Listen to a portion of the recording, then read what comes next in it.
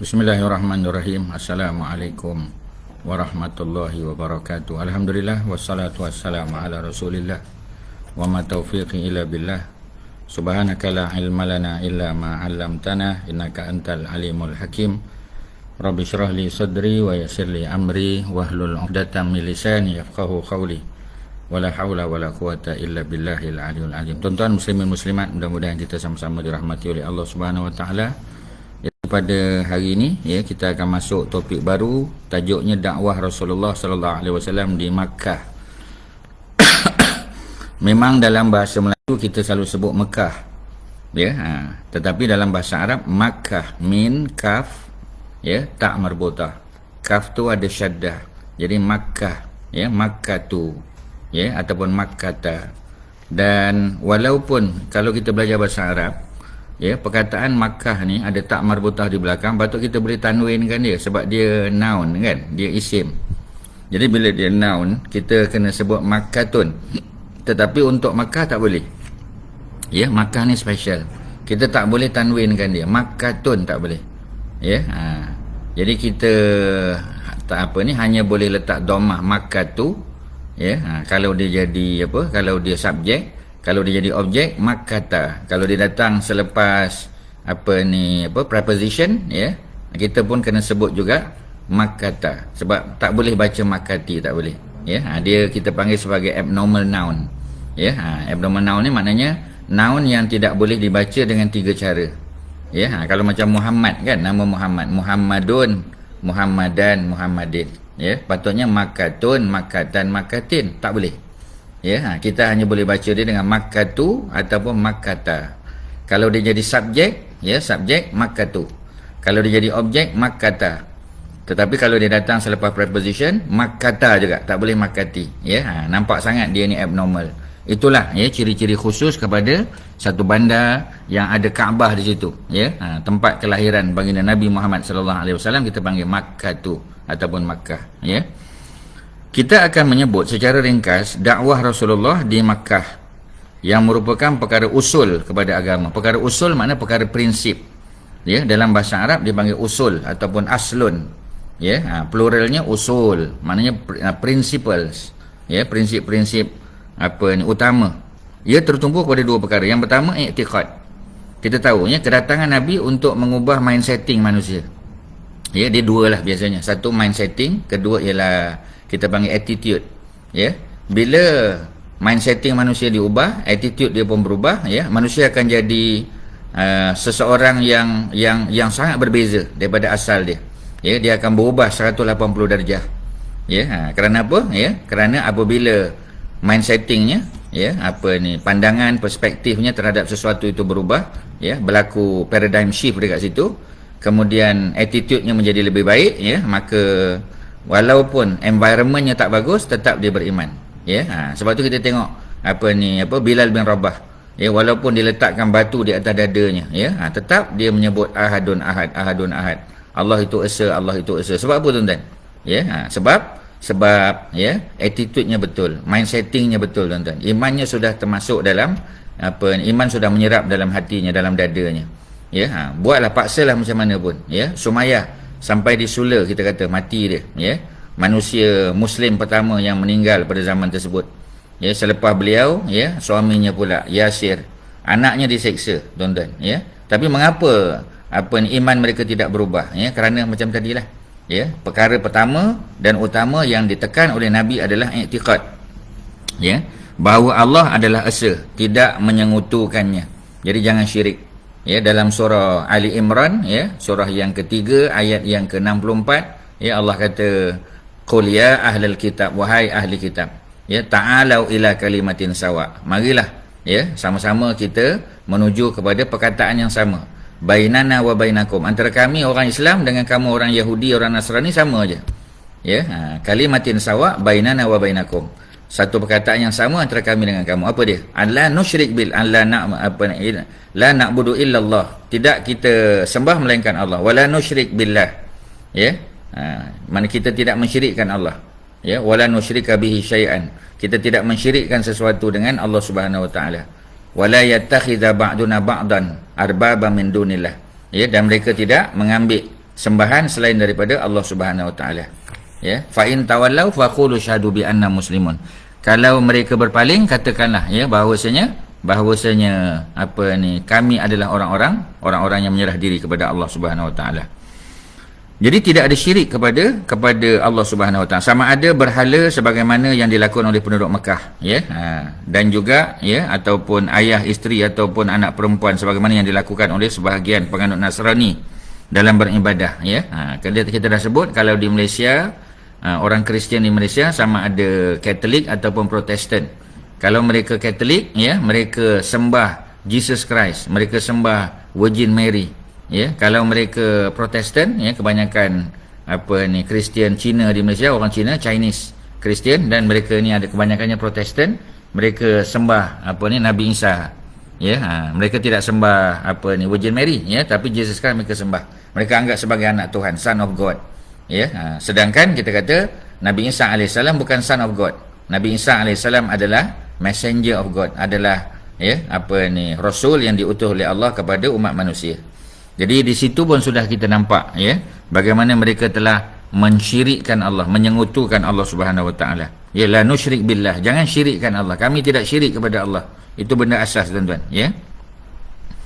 Kemudian kalaulah bukan disebabkan oleh keyakinan bahawa Allah adalah esa, maka tidak ada orang yang akan membebankan dirinya dengan adab-adab dan akhlak-akhlak. Memang, ya. Kalau katalah tak ada iman, apa nak buat apa kita berakhlak mulia? Nak buat apa kita jaga syariat? Ya, nak buat apa kita solat? Nak buat apa kita datang majlis ilmu? Ya, waktu orang sedang berehat, mungkin orang pergi cari makan dan sebagainya, kita sibuk duduk depan Facebook. Ya, kita sibuk duduk depan Zoom platform untuk dengar kuliah, untuk bincang masalah agama. Nak buat apa, tuan-tuan? Buang masa. Ya, tapi kerana ada i'tiqad, ya, ada keyakinan bahawasanya Allah itu esa. Kita ni makhluk. Jadi makhluk dia kena taat kepada Khalik yang mencipta dia. Allah perintah kita buat. Ya, Allah larang kita tinggal. Itulah ya basic requirement untuk orang bertakwa. Ya. Malah mereka akan menjalani kehidupan berdasarkan hawa nafsu. Memang, ya, kalau tak ada hukum agama, hukum Islam, ya, tak ada syariat, tak ada wajib sunat, ya, sah batal, makruh haram, tak ada, ya, orang akan buat apa saja. Ya, orang akan buat apa saja yang dia suka kerana tidak ada peraturan. Yang ada peraturan rimba lah, kita kata law of the jungle. Ya, yang kuat yang akan memerintah, yang akan menguasai, yang lemah akan tertindas. Ya, Islam tidak ajar begitu, tuan-tuan. Dan mendapatkan kelazatan, ya, selagi tidak ada orang yang melihatnya. Ya, jadi dia buat suka hati dia saja. Ya, orang tak nampak lagilah. Ya, sesuka hati dia saja. Yang kedua, i'tiqad dengan hari kebangkitan. Yang pertama, i'tiqad, keyakinan, akidah bahawasanya Allah itu esa. Ya, dan tidak ada Tuhan yang berhak disembah melainkan Allah. Itu kalimah syahadah. Yang kedua, ya, percaya bahawasanya ada hari kebangkitan. Maknanya manusia hidup di dunia sampai satu tahap dia meninggal, masuk dalam kubur, ada hari kebangkitan, yaumul ba'as, ya, ataupun yaumul ba'sah dipanggil, ya, hari manusia dibangkitkan. Ya, dia panggil the day of resurrection. Ya, manusia akan bangkit, dihadapkan kepada Allah di mahsyar, akan diadili dia punya kebaikan, dia punya kesalahan dia, dan mereka akan diberi pahala. Dan mereka akan dinilai sama ada timbangan amal baik lebih banyak daripada timbangan amal buruk. Ya, dan sudah tentu destinasi terakhir mereka adalah syurga. Ya, kalau mereka belum layak masuk syurga, mereka akan dibakar dalam api neraka. Cukup, ya, jangka masa hukuman, mereka akan dikeluarkan masuk dalam syurga Allah Subhanahu Wa Taala. Bagi orang yang ada, walaupun, ya, kita kata sebesar zarah iman dalam hatinya. Ya, man kana fi qalbihi misqala zarratin minal iman. Ya, siapa yang ada sikit walaupun sebesar zarah iman dalam hatinya, nescaya akan masuk syurga, dakhalal jannah, akan masuk syurga. Jadi oleh kerana ada kita percaya, ya, bahawasanya bahawasanya kita akan dibangkitkan, maka kita kena buat persediaan lah. Ya, kita kena buat persediaan bahawasanya kita akan dibangkitkan, dan kita kena bawa amalan, kena bawa kita punya persediaan, preparation kita. Ya, apa bekalan yang kita bawa untuk bertemu dengan Allah Subhanahu Wa Taala. Ya, kita tak boleh datang empty handed, tangan kosong, tak boleh, tuan-tuan. Ya. Kemudian apa lagi? Setiap manusia akan dibalas. Sekiranya dia buat baik, maka akan menerima pembalasan yang baik. Ya, kalau dia buat baik, ya, maka dia akan tengok, ya, benda yang baik. Tapi kalau dia buat jahat, maka begitulah sebaliknya. Berdasarkan kepada dua perkara ini, kebanyakan ayat-ayat makiyah, ayat-ayat yang berkait dengan Mekah, ya, diturunkan. Maknanya ni cerita-cerita awal Islam, ya, surah-surah ataupun ayat-ayat Mekah, ya, ataupun kita panggil makiyah. Kita mendapati surah-surah yang diturunkan di Mekah dipenuhi dengan dalil terhadap kedua-dua perkara tersebut. I'tiqad Allah Esa, yang kedua hari kebangkitan. Biasa begitu. Dalam hadis pun sama, tuan-tuan. Man kana yu'minu billahi wal yaumil akhir falyaqul khairan aw liyasmut. Ya, dalam hadis Sahih Bukhari Nabi sebut, ya, man kana yu'minu billahi wal yaumil akhir. Siapa yang beriman dengan Allah, ya, keesaan Allah dan hari akhirat, digandingkan. Beriman pada Allah dan hari akhirat. Beriman pada Allah dan hari akhirat. Tak ada cerita solat, puasa, zakat, haji, tak ada lagi, tuan-tuan. Ya, sebab ini fasa Mekah. Ya, cerita solat itu pun di hujung. Ya, tahun yang ke-11 kenabian barulah Nabi di Isra' dan Mi'raj, baru dapat pensyariatan 5 waktu solat. Ya, puasa belum ada, puasa di Madinah tahun kedua hijrah, ya, baru ada azan, baru ada puasa, ya, baru ada zakat fitrah. Ya, kemudian nanti tahun yang ke berapa? Tahun yang ke-6 nanti kan, ya, baru ada umrah, ya, tahun yang ke-9 baru ada haji. Ya, barulah diharamkan secara mutlak apa kita panggil, ya, arak, ya, minum arak, ya, kemudian riba dan sebagainya. Jadi semuanya kebanyakannya berlaku, ya, di mana? Di Al-Madinah Al-Munawwarah, bukan di Mekah.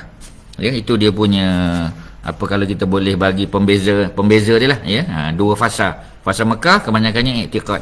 Sama ada i'tiqad kepada Allah sebagai Tuhan yang satu-satunya, yang tidak disekutukan. Yang kedua, ya, ialah yang berkaitan dengan hari kebangkitan, hari kiamat.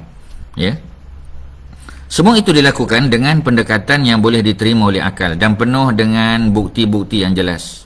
Ya, seluruh Al-Quran diturunkan kepada Nabi di Mekah, ya, selain daripada 23 surah yang lain. Ya, Al-Baqarah, ya, itu Madinah. Al-Baqarah, Ali Imran, ini surah-surah awal dalam Quran. Ya, selain daripada Fatihah. Al-Baqarah surah nombor 2, Ali Imran surah 3, An-Nisa surah 4, Al-Maidah surah 5, Al-Anfal, ya, surah yang ke-8, ya, At-Taubah surah 9, ya, Al-Hajj surah 22, An-Nur 24, Al-Ahzab 33, ya, kemudian surah Muhammad, ya, Al-Qital Muhammad, ya, surah 47, Al-Fatah 48, Hujurat 49, ya, kemudian Al-Hadid, Mujadalah, ya, Al-Hasyru, Al-Mumtahanah, As-Saff, Jumaah. Ini semua surah-surah yang turun di Madinah. Ini cerita-cerita, ya, di Madinah. Termasuklah surah yang cerita tentang Al-Munafiqun. Tak ada cerita Mekah Munafiqun. Ya, di Mekah kafirun, qul ya ayyuhal kafirun. Di Madinah baru ada cerita Munafiqun. Ya, sebab di Mekah antara kufur dan iman dan kufur. Kalau dia tak Muslim, dia kafir. Tapi kalau di Madinah ada golongan munafik yang beriman kononnya tetapi menyembunyikan kekufuran dia. Ya. Ketika berada di Quba, Rasulullah tinggal bersama dengan ketua Bani Amru, ya. Yakni Kulsum ataupun Kalsum. Ya, yang lebih tepat Kulsum lah. KUL ataupun kaf lam. Kaf tu dhammah. Kulsum, ya. Kulsum ni boleh lelaki, boleh perempuan. Ya, Kulsum. Jadi kalau kita sebut Kulsum, ya, boleh perempuan. Kalau kita belajar cerita Nabi Musa, ya, dalam kitab Qasas Al-Anbiya, ya, ensiklopedia kisah para Nabi dan Rasul, ya, ada cerita Ibnu Katsir bawa kisah bagaimana kakak Nabi Musa, ya, yang memerhati, ya, kotak yang membawa Nabi Musa tu dihanyutkan oleh air sungai Nil, ya, yang memerhatikan tu kakak Nabi Musa yang disuruh oleh mak Nabi Musa, Yukabid. Ya, mak Nabi Musa Yukabid, bapa Nabi Musa Imran, mereka beriman, ya. Dan apabila Nabi Musa dilahirkan, mak Nabi Musa Yukabid dia bimbang, takut Nabi Musa ditangkap. Ya, takut Nabi Musa ni dibunuh, ya, seperti mana anak-anak Bani Israel yang lain. Jadi oleh kerana itu Allah ilhamkan kepada mak Nabi Musa untuk masukkan Nabi Musa dalam bakul, dalam satu bekas dan hanyutkan di sungai Nil. Sungai Nil pula deras. Ya, sungai Nil ada buaya. Sungai Nil ada ikan-ikan yang bersaiz besar, talapia dia besar. Ya, airnya deras. Jadi sudah tentu seorang ibu yang sayangkan anaknya bimbang takut anaknya akan dimudaratkan, ya, oleh derasnya air sungai Nil, ya, ataupun oleh buaya, ya, oleh ikan yang besar dan sebagainya. Jadi oleh kerana itu, tuan-tuan, ya, Allah bagi keyakinan pada mak Nabi Musa, ya, bahawasanya Allah akan kembalikan, ya, Nabi Musa kepada dia. Memang betul, tuan-tuan.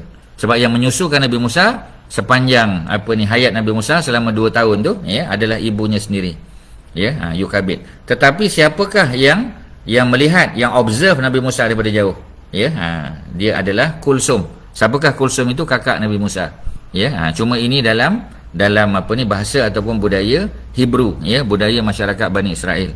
Jadi Kulsum juga, ya, adalah salah seorang anak Nabi Muhammad sallallahu alaihi wasallam, dipanggil Ummu Kulsum, ya, ibu kepada Kulsum. Jadi Kulsum tu lelaki, ya. Kita tak tahu sama ada Kulsum tu datang daripada mana, sebab kalau kita nak tengok dalam kaedah, ya, penamaan, ya, tasmiyah dalam bahasa Arab, apabila seseorang perempuan itu dinisbahkan kepada seorang lelaki, ya, macam contoh kita kata Nabi ada isteri nama Ramlah binti Abu Sufyan, ya, bila Ramlah berkahwin kali pertama dengan Ubaidillah bin Jahash, dia dapat anak mengandung, dapat anak nama Habibah, maka Ramlah pun dipanggil Ummu Habibah, ya, Ummu Habibah.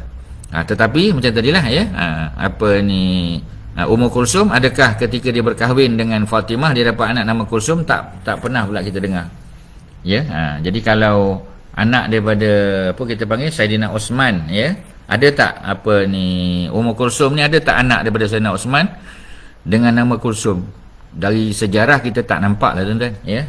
Kalau kita kata Ruqayyah, ya, mungkin ada anak nama Abdullah bin Osman, ya. Tapi kalau Ummu Kulsum tak dengar pula, ya. Kecuali kalau ada jumpa di mana-mana bacaan kita, nanti kita share lah, tuan-tuan, ya. Setakat tu saja.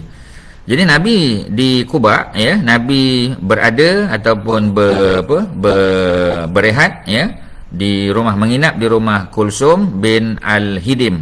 Baginda menyambut, ya, tetamu dan menyampaikan dakwah kepada mereka di rumah Sa'ad bin Khaisamah, ya. Kerana Sa'ad bin Khaisamah ni masih bujang.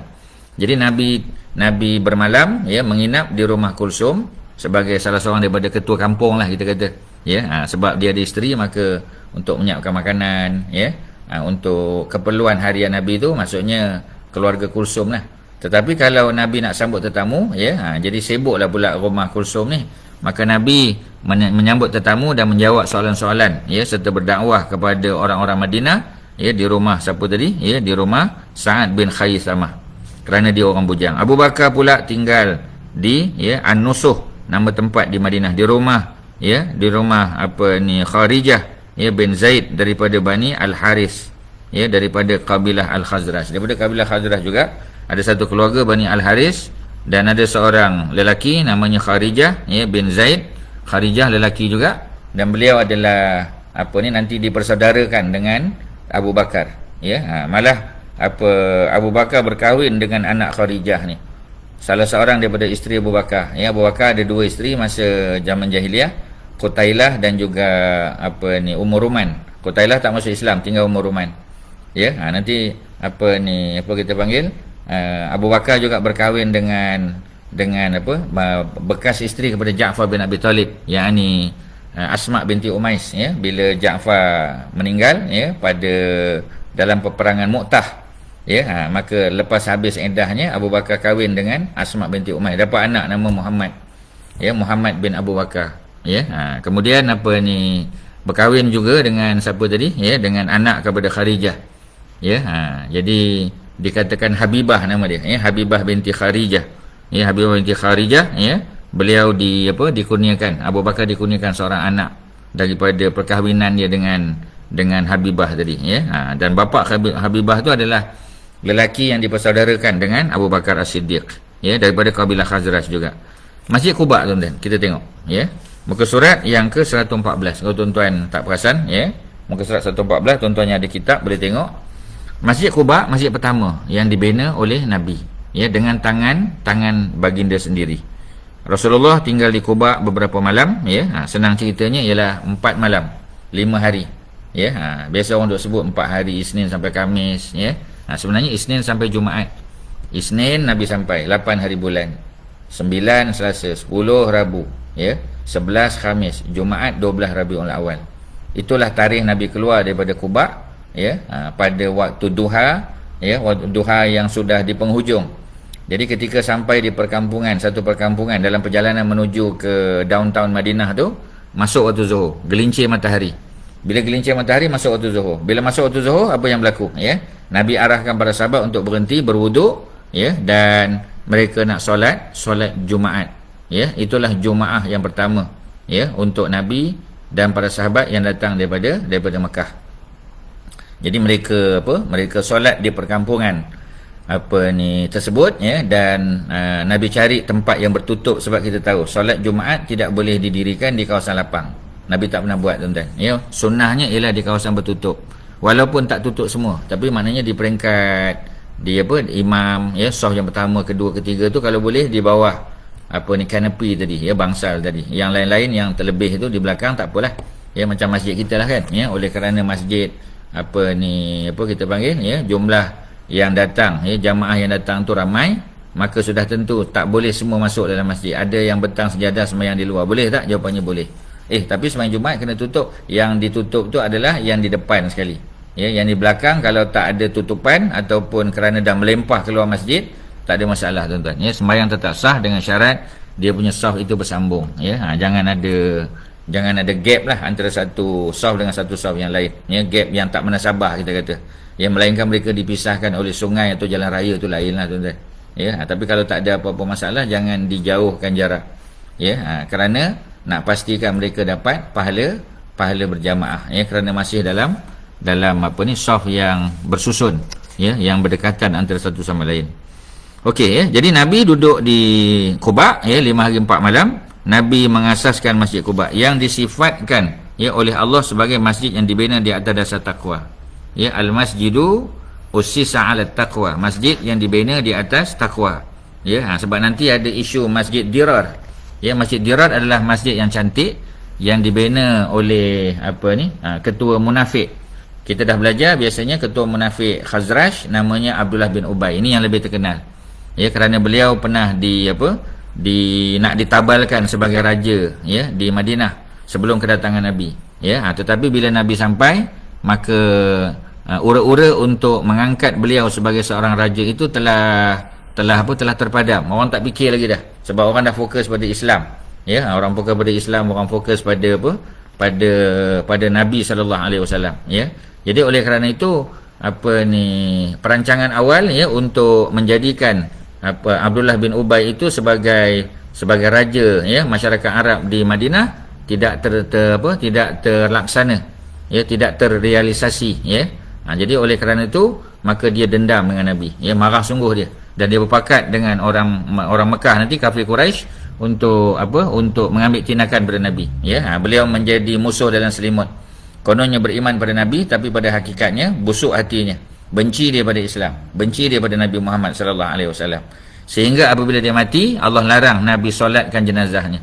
Malah Allah larang Nabi berdoa untuknya, ya. Wala tusalli ala ahadin minhum mata abada, jangan sekali-kali, ya, kamu solat, ya, untuk orang yang mati di kalangan munafik, ya. Ayat berapa tu? Ayat 84 kalau tak salahnya, ya, dalam surah At-Taubah, ya, ayat 84 surah At-Taubah, larangan Allah supaya Nabi jangan solatkan jenazah Abdullah bin Ubay.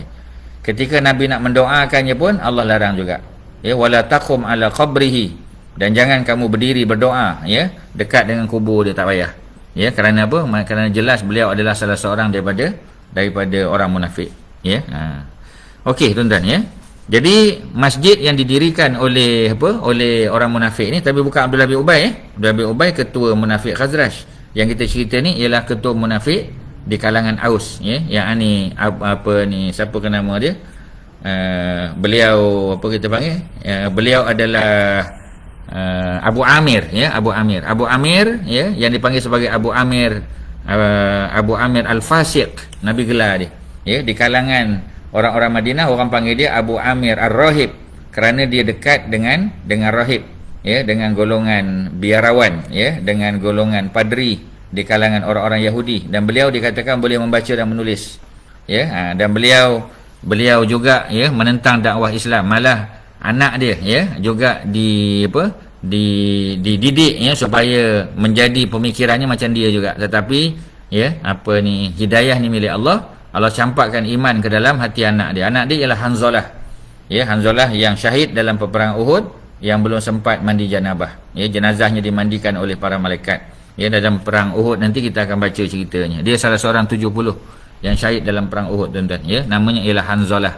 Hanzalah bin Abi Amir. Abi Amir, ya, apa ni, apa kita panggil, ya, Ar-Rahib kalau orang Yahudi panggil lah, ya, atau orang Arab panggil. Tapi di kalangan orang Islam, ya, Nabi memanggilnya Abu Amir Al-Fasiq, ya. Cuma kalau kita tengok dalam apa ni Wikipedia, tuan-tuan, ya, saya pernah cek di Wikipedia, ya, dikatakan bahawasanya Abu Amir ni akhirnya memeluk Islam, ya. Jadi kalau betul lah maklumat yang dibawa oleh Wikipedia ni, tuan-tuan, ya, alhamdulillah kita kata orang munafik pun kalau Allah nak ubah hatinya boleh, ya, orang kafir pun boleh, orang munafik pun boleh, tuan-tuan, ya. Okey, selesai di situ.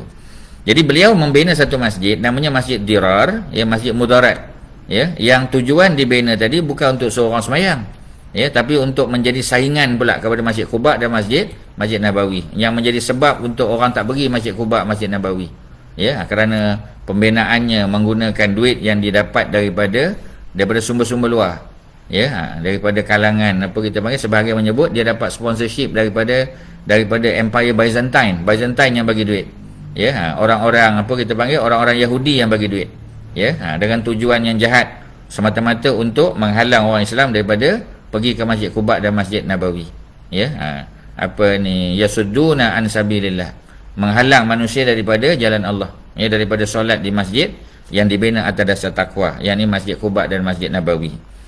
Jadi oleh kerana itu, ya, ada cerita, ya, tentang kelebihan Masjid Quba yang didirikan di atas dasar takwa kerana ada saingan dia, yakni Masjid Dirar, ya. Kemudian Rasulullah sallallahu alaihi wasallam, ya, bersama orang Ansar dan Muhajirin solat di situ dalam keadaan aman dan tenteram. Masjid-masjid yang dibina pada zaman Rasulullah adalah cukup mudah, sedikit pun tidak sama dengan kebiasaan masjid yang ada pada zaman kita lah, tuan-tuan. Ini kerana apa yang penting kepada Nabi dan para sahabat ialah memperhias, ya, dan membersihkan hati mereka daripada godaan syaitan. Dinding masjid yang dibina tidak melebihi ketinggian manusia, tak tinggi sangat, ya, dan atapnya hanyalah yang dapat dibuat berteduh daripada kepanasan matahari, ya. Jadi simple sangat, ya. Bila sampai di Madinah, kemudian Nabi beredar menuju ke Madinah dan orang-orang Ansar mengiringi baginda dalam keadaan menyandang senjata masing-masing. Ketika itu berlaku perkara baru, ya, yang dibenarkan, yang menggambarkan kegembiraan penduduk Madinah. Hari tersebut, ya, adalah, ya, hari yang berubah, ya, menjadi hari paling gembira, ya. Tidak ada tentangan, ya, tidak ada tandingan buat mereka, yakni hari mereka bergembira dengan kedatangan Rasulullah sallallahu alaihi wasallam, ya. Kaum wanita, ya, kanak-kanak dan anak-anak gadis yang masih kecil keluar, ya, untuk mengungkapkan apa ni, lirik-lirik nasyid, ya, tala al-badru alaina, bulan purnama, al-badru, bulan purnama, ya, telah muncul, telah memancarkan cahayanya kepada kami, ya, di celah-celah bukit Saniyatil Wada', ya, tala al-badru alaina min Saniyatil Wada', ya, daripada celah-celah denai-denai bukit, ya, bukit Saniyatil Wada'. Jadi kewajipan kami ialah bersyukur, wajaba alaina, ya, wajaba syukru alaina, ya, wajib kata kami, kewajipan kami untuk bersyukur atas seruan yang apa kita panggil, ya, yang dibawa oleh orang yang menyeru kepada Allah, baginda Nabi lah. Wahai orang yang diutus kepada kami, ayyuhal mab'usu fina, wahai Nabi al-mab'us yang diutus, ya, fina kepada kami, kamu datang dengan membawa perkara yang ditaati, ya. Ji'tabil, ya, amril muta', ji'tabil amril muta', kamu datang membawa amrin, satu urusan yang muta', yang apa, yang mesti ditaati. Ketika, ya, orang berjalan dan menaiki tunggangan berjalan di belakang Rasulullah, ya, berebut-rebut untuk mendapatkan tali pengikat unta Nabi. Semua mereka mahu Rasulullah tinggal bersama mereka. Jadi maknanya mereka kalau boleh usahalah supaya Nabi Muhammad sallallahu alaihi wasallam duduk rumah mereka, ya. Tapi kita tahu, ya, yang apa, rumah yang terpilih nanti adalah rumah Abu Ayyub Al-Ansari, ataupun nama sebenarnya Khalid bin Zaid, ya, Khalid bin Zaid. Jumaat yang pertama, mari kita tengok. Waktu solat Jumaat masuk ketika Nabi berada di kampung Bani Salim, ya, Bani Salim bin Auf. Dengan itu Nabi berhenti solat Jumaat. Ini adalah Jumaat pertama dilakukan oleh Nabi dan juga khutbah Jumaat pertama yang disampaikan. Dalam khutbah tersebut baginda bersyukur kepada Allah dan memujinya. Kemudian baginda pun berkata, wahai manusia, ya ayuhan nas, ya, lakukan untuk diri kamu semua. Demi Allah, kamu mengetahui bahawa di antara kamu pasti akan mati, dan ia akan meninggalkan kambing-kambing gembalaannya. Ya, jadi kalau kita sayang kambing kita, ya, kambing, ya, kita akan tinggalkan. Ketika kita menyahut seruan Allah, ya, Allah panggil kita, maka sudah tentu, ya, harta benda dunia tak boleh nak bawa, tuan-tuan. Tak boleh nak bawa harta benda dunia. Ya. Kemudian Tuhan akan berkata kepadanya, tidak ada penterjemah untuknya dan tidak ada pendinding yang menghalangnya daripada Tuhannya. Apakah, ya, apakah Rasul sallallahu alaihi wasallam tidak datang kepada kamu? Tak datang ke? Ya, tak ada pendakwah ke datang sebelum ni, ya. Jadi seolah-olah, ya, apa ni, Allah tak tahu, Allah Maha tahu. Jadi pertanyaan tadi, ya, kita panggil istifham ingkari. Ya, tanya bukan untuk mengetahui jawapan. Ya, tapi tanya itu kerana sindiran. Ya, disindir. Jadi apabila kita panggil, ya, apabila Allah berkata demikian, apakah Rasulmu tidak datang? Tidak menyampaikan seruan ke? Ya, sedangkan kita tahu, ya, apa ni, wa in lam taf'al fama ballaghta risalatah. Ya, seperti mana kita biasa baca pada ayat yang ke-67, ya, ayat yang ke-67 dalam surah dalam surah Ali Imran, surah yang ketiga. Ya ayuhar rasul, wahai rasul, balligh, sampaikanlah ma unzila ilaika min rabbik, apa yang diturunkan kepadamu daripada Tuhanmu. Ya, jadi maknanya nabi diperintah, ya, untuk sampaikan. Sebab rasul kena berdakwah, nabi pun kena berdakwah. Ya, jadi kalau ada yang kata rasul kena dakwah, nabi tak perlu, salah. Ya, jadi jangan kata nabi, ya, ustaz-ustaz, tuan-tuan imam, ya, tuan-tuan guru dan sebagainya pun kena berdakwah. Ini kan pula seorang nabi yang mereka juga ada umat dia, ya, yang tersendiri. Jadi aku juga telah memberikan harta benda kepada kamu dan nikmat lain yang banyak. Allah dah bagi macam-macam. Ya, apakah yang kamu lakukan, ya, untuk diri kamu? Maka dia akan melihat ke kanan dan ke kiri pada masa itu. Dia tidak mendapati sesuatu, kemudian dia melihat ke hadapan, dilihatnya hanyalah neraka jahanam. Oleh itu sesiapa yang dapat memelihara diri daripada api neraka walaupun dengan menyedekahkan setengah biji kurma. Ya, bukan biji kurmanya, ya, kurmanya, tapi maknanya kurma tu dibagi dua. Ya, sebiji kurma tu dibagi dua.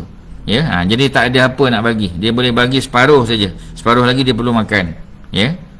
Jadi hendaklah dilakukan. Sesiapa yang tidak memilikinya, dia hendaklah menyelamatkan diri dengan mengungkapkan perkataan yang baik. Jadi kalau tak boleh nak buat baik, ya, cakap benda-benda baik. Sebab tu dalam hadis yang sahih tadi Ustaz sebut, ya, man kana yu'minu billahi wal yaumil akhir, sesiapa yang beriman kepada Allah, ya, kepada keesaan Allah dan beriman kepada hari akhirat, falyaqul khairan, maka hendaklah ia berkata baik, au liyasmut, ataupun hendaklah ia diam. Jadi kalau tak ada benda baik nak cakap, diam. Itu jauh lebih baik daripada memberikan pandangan ataupun bercakap benda yang kita tak ada ilmu pengetahuan, ya. Kemudian apa lagi, ya? Satu kebaikan yang dilakukan dibalas dengan 10 kebaikan, seperti mana dalam surah Al-An'am, ya, surah yang ke-6 ayat 160. Man jaa'a bil hasanah falahu asyru amsalihah. Sesiapa yang melakukan satu hasanah, satu kebaikan, falahu, maka baginya balasan, ya, asyru amsalihah, 10 seperti mana dia.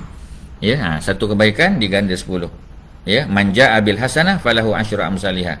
Wa man jaa'a bis sayyi'ah, tetapi siapa yang bawa satu, ya, satu yang buat salah satu keburukan, ya, fala yujza illa mislaha, dia tidak akan dibalas melainkan dengan satu tu juga, ya. Jadi dibalas, ditulis, dicatat sebagai dosa, ya, seperti mana yang dilakukan. Satu perbuatan satu juga, tapi kalau pahala diganda 10, ya. Kemudian apa kita panggil, ya, sampailah kepada 700 kali ganda. Wallahu a'lamu bis-shawab. Ya, jadi Allah yang lebih mengetahui. Baginda tinggal di rumah Abu Ayyub. Ini ketika para sahabat, ya, orang Madinah, orang Ansar, sama ada Aus atau Khazraj, mereka berebut-rebut, ya, nak pegang tali unta Nabi, ya, supaya mudah-mudahan Nabi mahu tinggal bersama dengan mereka. Kemudian Nabi meneruskan perjalanan. Setiap kali baginda melalui rumah Ansar, mereka akan minta Nabi tinggal di rumah mereka.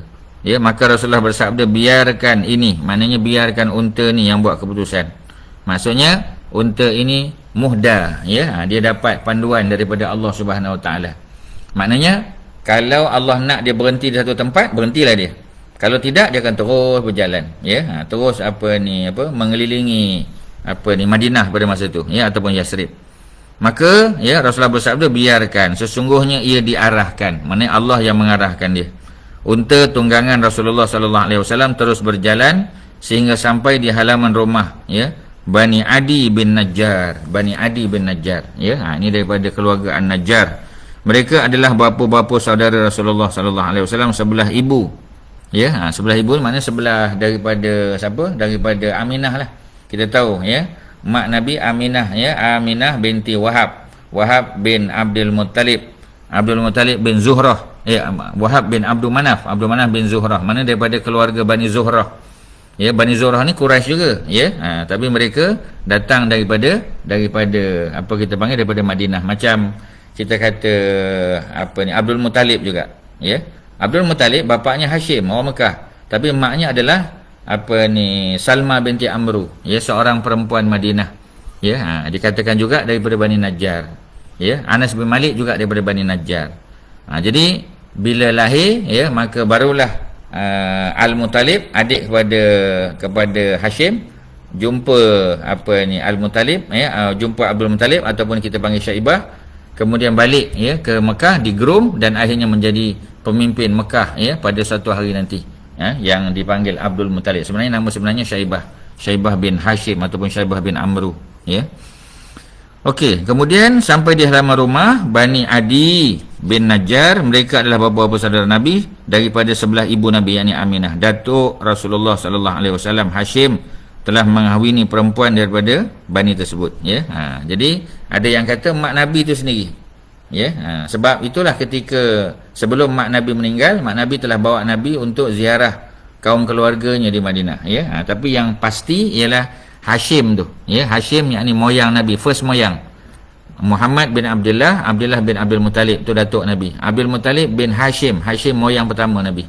Ya, kalau moyang kedua Abdul Manaf. Moyang ketiga ialah Qusay. Moyang keempat Kilab. Ya, jadi Kilab bin Murrah, ya, Murrah bin Ka'ab, ya, Ka'ab bin Lu'ay, ya, Lu'ay bin apa lagi, ya, Lu'ay bin apa tadi, ya, Murrah bin Ka'ab, Ka'ab bin Lu'ay, Lu'ay bin Ghalib bin Fihir ataupun bin Quraisy. Itu susu galuh apa kita panggil, ya, keluarga Bani Fihir ataupun Bani Quraisy, ya, keluarga Quraisy yang sudah tentu datang daripada Adnan, datang daripada Nabi Allah Ismail alaihissalam bin Ibrahim, ya, alaihi wassalam kedua-duanya.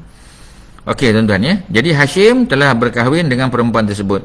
Unta Rasulullah duduk di salah satu tempat di kawasan tersebut, yakni di hadapan rumah Abu Ayyub Al-Ansari. Nama sebenarnya Khalid bin Zaid, kita tahu, ya. Jadi unta tunggang ada nota kaki di bawah tu. Rasulullah tidak berhenti, ya, unta Nabi tidak berhenti di kawasan Bani Adi sekalipun mereka menjemput baginda, ya, supaya tinggal bersama dengan mereka. Ya Rasulullah, marilah kepada bapa-bapa saudara sebelah ibumu. Marilah kepada bilangan, ya, persediaan dan pertahanan. Baginda menjawab, biarkan unta tadi, sebab dia tak berhenti lagi. Sesungguhnya ia diarah, unta tersebut terus berjalan sehingga sampai, ya, di kawasan rumah Bani Malik, ya, bin An-Najjar. Di situ unta Rasulullah merebahkan diri di atas tanah lapang kepunyaan dua orang kanak-kanak yatim Bani Najjar. Jadi ada dua kanak-kanak yatim Bani Najjar, mak ayah dah meninggal, tapi mereka ni bukan orang susah, ya. Mereka ada tanah, ya. Jadi walaupun dia anak yatim, ya, cuma kerana mak bapaknya sudah meninggal, tapi mereka meninggalkan harta. Kemudian unta Rasulullah beredar dari situ, kemudian kembali merebahkan diri di situ, ya. Ini kalau ikut daripada riwayat daripada Ibnu Hisham jilid yang pertama, ya. Begitu juga dalam Asyirah Al-Halabiyah, ya. Halabiyah ni daripada perkataan Halab. Halab tu Aleppo, tuan-tuan, ya. Jadi dia punya apa kita panggil, ya, dia punya ceritanya ialah cerita sejarah, ya, Nabi dan Rasul, ya, yang berhijrah, ya, sampai di Madinah. Sambutan orang Madinah memang luar biasa. Semua nak ajak Nabi duduk di rumah masing-masing, ya.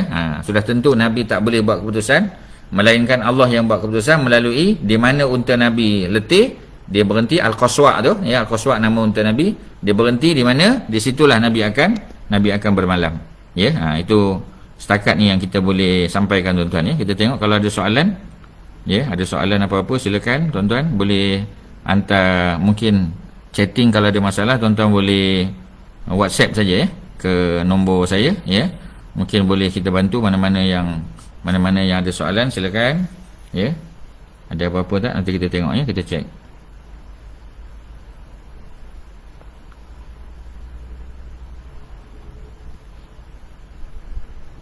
Ya. Jadi link ni ada yang minta ya, link ya. Kita dah bagi tahu link, kita dah bagi tuan-tuan ya. Jadi apa tuan-tuan dan puan-puan ya yang duduk dalam grup apa ni Umi ataupun grup UDA ya, Ustaz dah share dalam grup UDA ya, tuan-tuan boleh tengok balik ya. Jadi masuk saja website apa ni apa Pertubuhan Minda Progresif ya, PMP ya, Subang Jaya. Tuan-tuan boleh apa ni masuk ya, tengok perbincangan kita pada pagi ini. Jadi sambil kita tunggu ya, ada soalan ke? Ya, saya tengok. Kalau ada soalan silakan.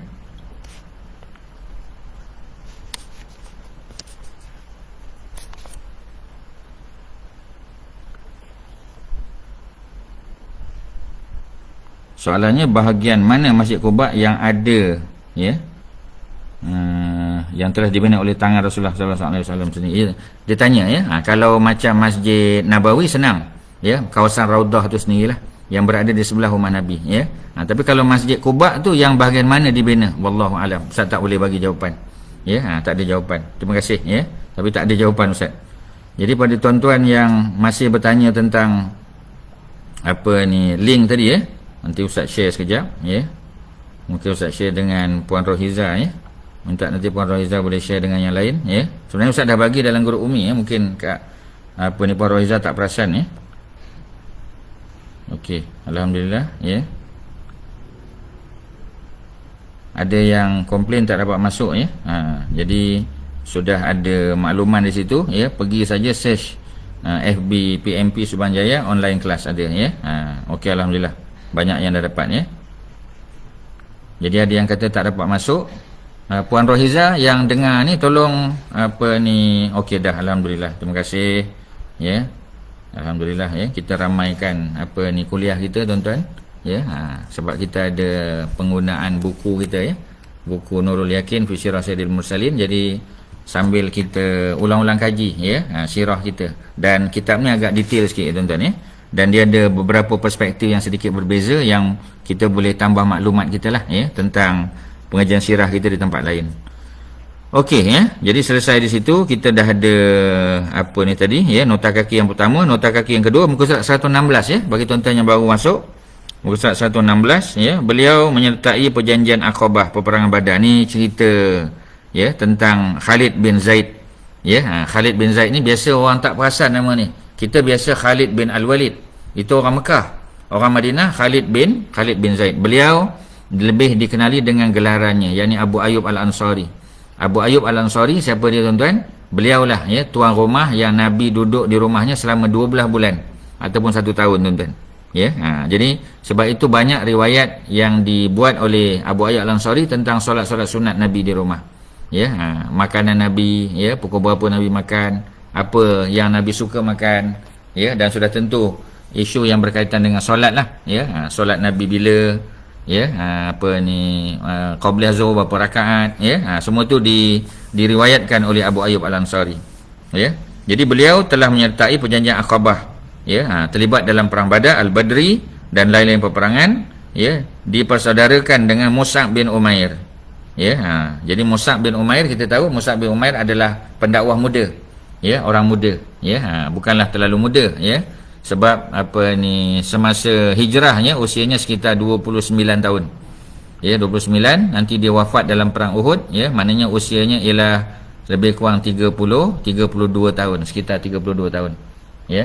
Jadi dia syahid dalam perang Uhud. Dia yang memegang panji-panji Islam dan wajahnya seirah Nabi, Mus'ab bin Umair. Beliau juga dihantar oleh Nabi untuk berdakwah ya di Madinah sebelum daripada Nabi dan para sahabat berhijrah ke sana ya. Dan tuan-tuan boleh tengok lagi di bawah ya, dia menyertai peperangan sehingga meninggal dunia ketika memerangi Konstantinopel. Jadi dia salah seorang sahabat Nabi yang menyahut seruan Nabi untuk membuka kota Konstantinopel ya, ataupun sekarang kita panggil Istanbul ya, pada tahun 52 Hijrah. Jadi kalau Mus'ab tadi umurnya sekitar 29 tahun ketika hijrah. 29, 30, 31, 32. Ketika dia syahid dalam perang Uhud ya, Mus'ab bin Umair usianya 32 tahun. Tetapi kalau Abu Ayyub Al-Ansari ketika hijrah dia lebih tua setahun. Dia tua setahun daripada Mus'ab. Mus'ab 29, Abu Ayyub ataupun Khalid bin Zaid umurnya 30 tahun. Ya, 30 tahun. 30 tahun tu tahun 1 hijrah. Jadi tahun 52 hijrah umurnya berapa tuan-tuan? Umurnya ialah 82 tahun. Cuba kita bayang, umur 82 tahun masih terlibat dalam jihad. Yang itu yang kita kena ambil pengajaran tuan-tuan, ya. Nak bagi tahu bahawasanya persoalan yang berkait dengan jihad, dakwah dan sebagainya, dia persoalan yang selagi hidup, selagi Allah bagi kekuatan, selama tu kita teruskan tuan-tuan. Ya, bab mengaji, bab ibadat, ya, bab berdakwah, bab buat kerja-kerja amal dan sebagainya. Ini pekerjaan, ya, sepanjang hidup. Dia tak ada rehat tuan-tuan. Kerja dengan TM, kerja dengan TMB, kerja Petronas, ya, kerja bank, itu ada pencen tuan-tuan. Ya, sampai waktu, ya, 56 tahun, 60 tahun pencen. Ya, berhenti dah bersara. Tetapi dalam dalam konteks dakwah, dalam konteks Islam, tugas kita sebagai hamba Allah, sebagai pendakwah, dai, itu kekal tuan-tuan, ya, selama-lamanya. Selagi kita bernama manusia tuan-tuan, hidup atas muka bumi. Jadi dalam usia 82 tahun, cuba tuan-tuan bayang, dia masih lagi, ya, insist untuk menyertai pasukan yang dipimpin, ya, oleh zaman Sayyidina Osman, ya, 52 hijrah ni, ya, ini zaman Muawiyah, zaman Muawiyah bin Abi Sufyan. Ya, sebab kita panggil, ya, Sayyidina Osman wafat tahun 35 hijrah. Kemudian naik Sayyidina Ali dibunuh tahun 40 hijrah. 41 naik Al-Hasan, ya. Kemudian Al-Hasan menyerahkan tapuk pemerintahan negara umat Islam kepada Muawiyah bin Abi Sufyan, ya, tahun 41. Dan Muawiyah wafat pada tahun 60 hijrah, digantikan oleh anaknya Yazid bin Muawiyah. Jadi tahun 52 hijrah, semasa serangan tentera ni, ya, tentera laut tuan-tuan, ni antara tentera laut yang diasaskan pada zaman Sayyidina Osman. Kalau orang tanya kita, bilakah tentera laut mula-mula diasaskan dalam Islam? Zaman Sayyidina Osman, ya. Dan sudah ada ekspedisi yang dihantar untuk membuka kota Konstantinopel, tapi belum berjaya. Ya, kemudian pada zaman Muawiyah, ya, menjadi khalifah, ya, dikatakan anaknya sendiri Yazid bin Muawiyah menyertai, ya, ataupun mengetuai pasukan tentera laut, ya, untuk mengepung, ya, dan menumbangkan kerajaan Konstantinopel ataupun kerajaan Byzantine, tapi tak berjaya. Dan sebahagian para sahabat, ya, terkorban, meninggal dunia kerana mereka berperang dalam keadaan sejuk, ya, salji, ya, orang Arab tempat dia panas, berperang dalam keadaan salji. Dengan usianya sudah 82 tahun, Allah takdirkan dia meninggal, ya, di pinggir kota Konstantinopel, dan jenazahnya dimakamkan, ya, ataupun dikuburkan di kawasan yang kita panggil sekarang ni kawasan Ayub Sultan, ya. Ayub Sultan ni adalah kawasan perkuburan, ya, yang VIP kita panggil, ya, bukan semua orang boleh dikebumikan di sini, ya, orang-orang penting. Dan ada Masjid Abu Ayyub Al-Ansari, antara masjid paling ramai dikunjungi oleh masyarakat dalam dunia ni tuan-tuan. Antara 7 masjid paling banyak, ya, paling ramai orang ziarah, selain daripada Masjid Haram Mekah, Masjid Nabawi sudah tentu, ya, kita ada Masjid Quba, ya, kita ada Masjid Qiblatain, ya, kemudian kita ada Masjid Jumaah, ya, kita juga ada Masjid Al-Aqsa, ya, dan Masjid Abu Ayyub Al-Ansari, antara masjid yang paling banyak diziarahi, ya. Mungkin ramai orang kata kita panggil, ya, Masjid Sultan Ahmad, ya, ataupun Masjid Biru, ya, Blue Mosque, ya, memang ramai orang datang juga tuan-tuan, ya. Tapi lebih ramai lagi orang datang ke Masjid Abu Ayyub Al-Ansari, ya, sebab beliau lebih dahulu, ya, dikebumikan di situ, dan berdekatan dengan tempat di mana beliau dikebumikan didirikan satu masjid. Masjid itu tidaklah terlalu besar, 2 tingkat, ya. Tapi kalau tuan-tuan masuk ke masjid itu, ya, memang memang padat tuan-tuan, ya. Orang perempuan biasa di atas, tapi kalau dah bawah penuh, perempuan pun tak boleh nak naik, ya, sebab kawasan tu dah tersekat dah. Jadi kita solat pun tuan-tuan, ya, tak boleh nak solat, ya, macam biasa saja, ya, sebab sempit. Kita terpaksa menyempitkan, ya, mengecikkan badan kita tuan-tuan. Kita terpaksa squeeze, ya. Sebab apa tuan-tuan, ya? Sebab memang ramai, ya. Ini masjid yang penuh keberkatan. Setiap kali orang nak masuk masjid, nak keluar masjid, orang bagi bagi doa, Allahumma ighfir lahu warhamhu wa'afihi wa'fu anhu. Allahumma ja'al qabrahu rawdatan min riyadil jannah wa la taj'al qabrahu hufratan min hufarin niran. Orang keluar masuk masjid berdoa pada dia. Cuba tuan-tuan bayangkan. Dia ya Nabi duduk di rumah dia selama 12 bulan, selama setahun. Tuan-tuan bayang ya. Baqi' itu dekat dengan rumah dia tuan-tuan. Tapi dia meninggal jauh di Istanbul, di Turki sana. Ya, jenazahnya dikebumikan di sana dan sudah tentu dia tak dapatlah kelebihan dikebumikan di Baqi', di Masjid Nabawi, dekat sebelah Masjid Nabawi. Ya, tapi dia dapat kelebihan lain pula tuan-tuan. Dan dia kekal sebagai seorang sahabat yang mati dalam keadaan sedang dalam berjihad membebaskan kota Konstantinopel. Ya, yakni kota Istanbul. Itu cerita dia, kalau kita boleh sebut. Tuan-tuan boleh tengok dalam kitab Al-Isabah jilid yang kedua ya. Jadi ada di belakang ustaz ni kitab Al-Isabah, sekejap ustaz ambil ya. Jilid yang kedua tuan-tuan ni. Tuan-tuan boleh tengok dia di belakang ustaz ni. Ada jilid yang kedua tuan-tuan ya. Ini kitab Al-Isabah. Al-Isabah fi Tamyizis Sahabah ya. Ini kitab yang dikarang oleh Ibnu Hajar Al-Asqalani. Ya, dia ada 8 jilid semua tuan-tuan ya. Ini kitab bagus ni tuan-tuan ya. Kitab yang menceritakan tentang para sahabat Nabi ya, tentang biografi mereka secara detail ya. Dan dikarang oleh tokoh hebat ya, Ibnu Hajar Al-Asqalani ya, yang merupakan kita kata tokoh yang telah mensyarahkan kitab Sahih Al-Bukhari. Jadi kalau tuan-tuan biasa dengar kitab Fathul Bari, itu dikarang oleh Ibnu Hajar Al-Asqalani. Kitab Bulughul Maram Ibnu Hajar Al-Asqalani ya. Jadi yang menjadikan Ibnu Hajar ni popular sudah tentu kitab Fathul Bari lah ya, syarah kepada kitab Sahih Al-Bukhari ya. Itu kalau Ustaz boleh share dengan tuan-tuan. Okey ya. Kemudian kita tengok balik ya, di atas tadi rumah ya, yang Nabi unta tadi berhenti di rumah depan rumah Khalid bin Zaid ya. Dan di situ dibina masjid di depan rumah beliau ya. Jadi senanglah Nabi nak berulang-alik daripada rumah Khalid bin Zaid ataupun Abu Ayyub Al-Ansari ke masjid. Ya, baginda menyebut firman Allah yang bermaksud, wahai Tuhanku, turunkanlah daku di tempat turun yang berkah. Ya, dan engkau adalah sebaik-baik pemberi tempat. Ya, Suratul Mukminun ayat 29. Tuan-tuan boleh tengok. Ya, jadi Nabi minta doa ya supaya diturunkan ya di tempat turun yang berkat. Ya, jadi doa Nabi ni macam-macam tuan-tuan ya.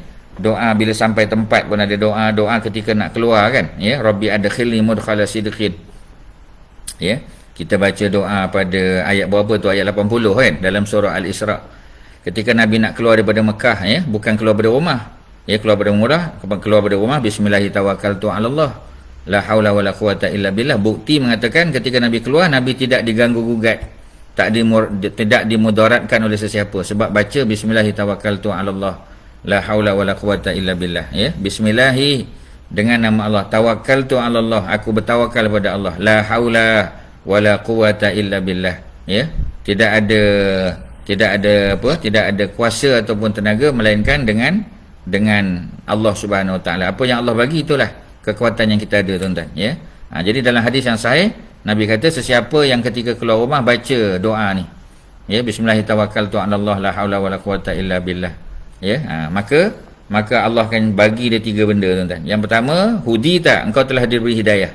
Siapa yang baca doa ni, Allah dah bagi hidayah pada dia tuan-tuan ya.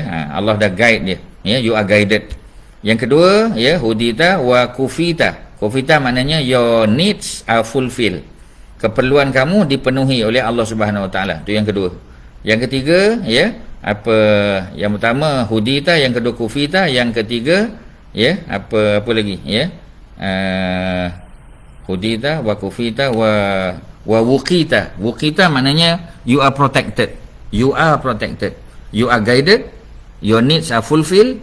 Nombor tiga ialah you are protected. Memang selamat Nabi tuan-tuan.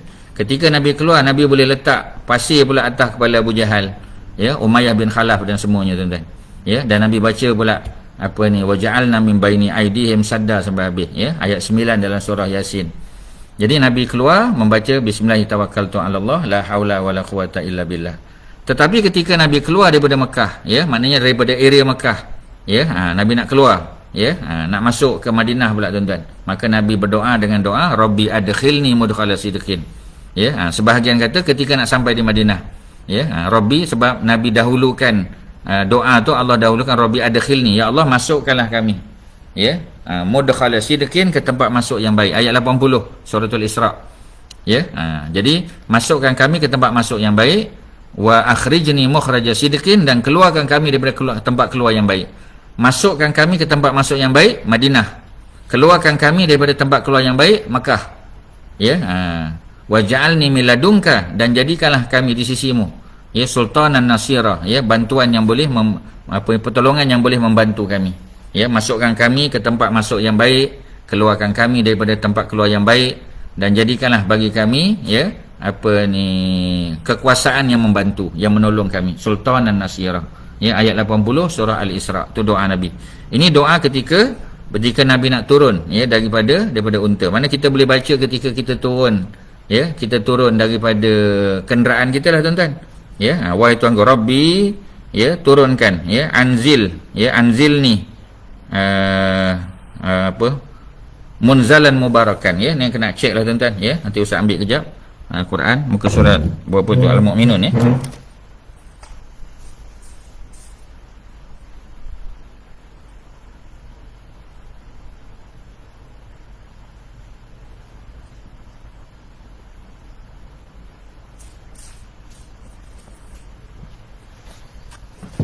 Maaf, tuan-tuan, ya. Surah Al-Mu'minun, ya.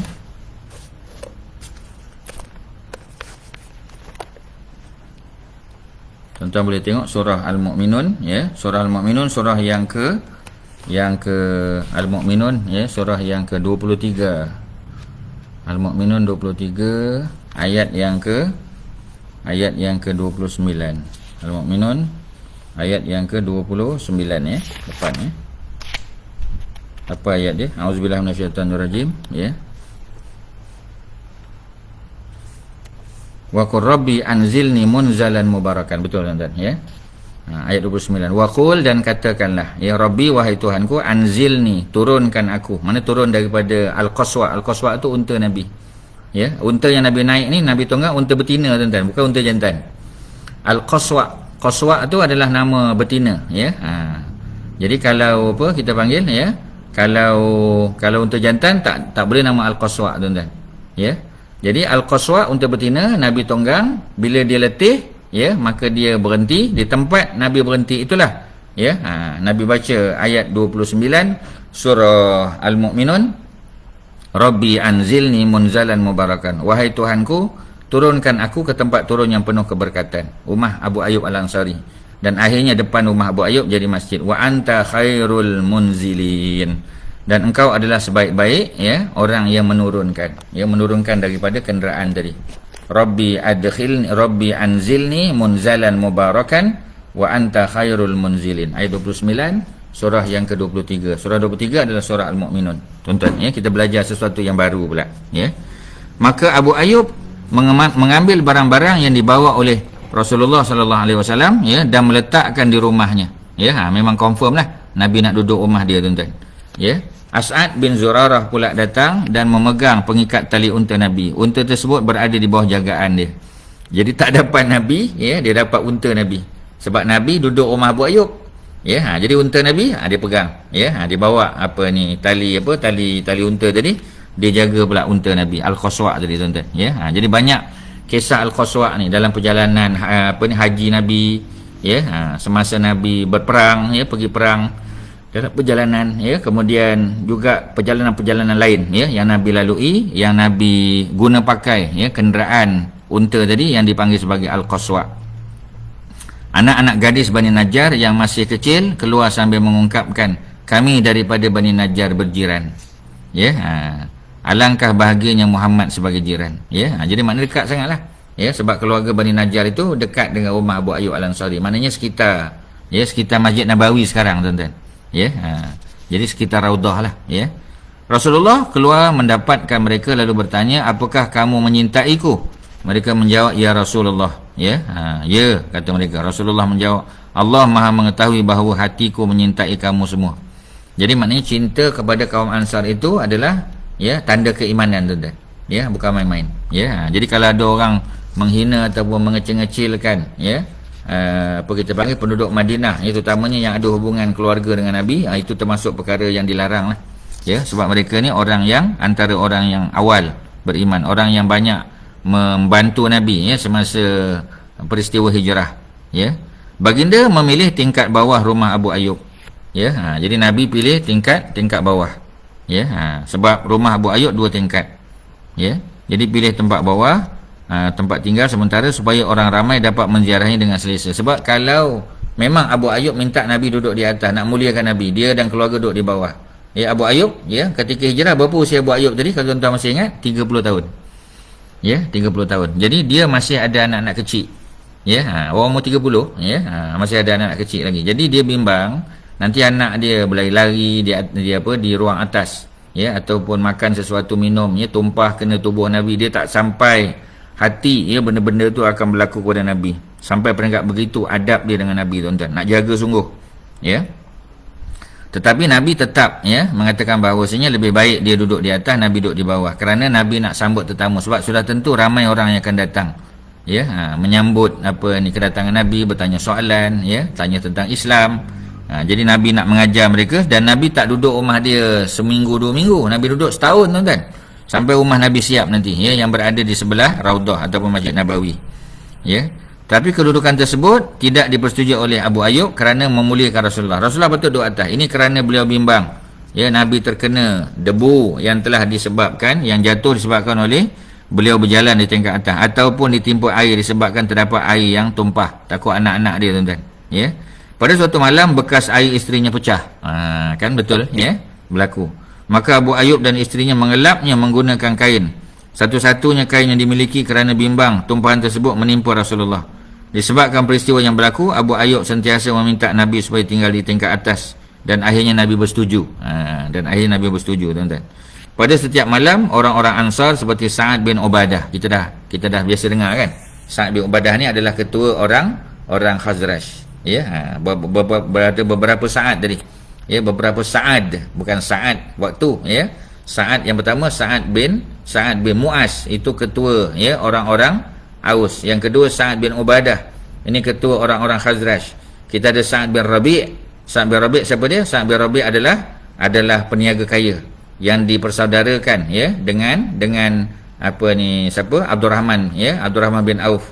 Dan kita ada seorang lagi Sa'ad daripada Madinah, daripada Mekah, ya, salah seorang daripada 10 yang dijamin syurga, kita panggil Sa'ad bin Abi Waqqas. Jadi ada 4 lah Sa'ad. Ada lagi 5-6 orang, tuan-tuan, ya. Tapi ini yang paling popular dengan nama Sa'ad. Jadi itulah, ya, sedikit cerita yang kita kata berlaku kepada Nabi ketika mana Nabi mula sampai. Nabi tinggal di rumah Abu Ayyub Al-Ansari. Siapa tadi nama sebenarnya? Khalid bin Zaid, yang meninggal di kota Konstantinopel, ya, di Istanbul. Tuan-tuan boleh ziarah, ya, Masjid Abu Ayyub Al-Ansari, sebab ramai orang pergi Turki, ya, yang dia lawatnya hanya Masjid Biru saja, Blue Mosque. Ya, memang tak ada masalah, kita boleh ziarah, tuan-tuan. Ya, tetapi mengapa kita lupakan untuk ziarah satu lagi masjid yang istimewa, antara masjid yang paling ramai orang hadir, orang ziarah, ya, Masjid Abu Ayyub Al-Ansari, ataupun disebut Masjid apa? Ayub Sultan, disebut Ayub Sultan, ya. Ini panggilan orang Turki, ya, untuk memuliakan dia, tuan-tuan. Okey, selesai, ya. Jadi Sa'ad pun datang, ya, dia yang bawa makanan, ya. As'ad bin Zurarah, kita kata tadi ketua kampung, ya. Kemudian ada Ummu Sa'id, sentiasa menghantar hidangan makanan kepada baginda. Pada setiap malam terdapat 3 atau 4 hidangan di muka pintu rumah Rasulullah, ya. Jadi maknanya macam itulah, ya, mereka bawa, ya, mereka nak hidang kepada Nabi, ya. Ini kebiasaan, tuan-tuan, ya. Kalau tuan-tuan pergi ke negara Arab, biasanya macam itulah, ya. Contoh apa kita panggil, ya, kalau seseorang itu dia kita panggil, ya, dia datang ziarah satu tempat, ya, jadi ada orang jiran-jiran tahu, ya, ada tetamu datang, jadi jiran-jiran akan bantu tuan rumah, ya. Macam kadang-kadang dia kata, tak apa, malam ni kami sediakan makanan, tuan rumah tak payah masak, ataupun malam ni tak apa, you all nak masak, tapi besok pagi untuk sarapan kami sediakan. Makan tengah hari pula orang sebelah sana pula, tuan-tuan. Ni biasa, dia datang dengan dulang, ya, bukan bawa sepinggan 2 pinggan, tak, ya, bawa dengan dulang, tuan-tuan. Ni pengalaman saya pun ada pengalaman, ya, ketika kita pergi ke negara Arab lah, tuan-tuan, ya.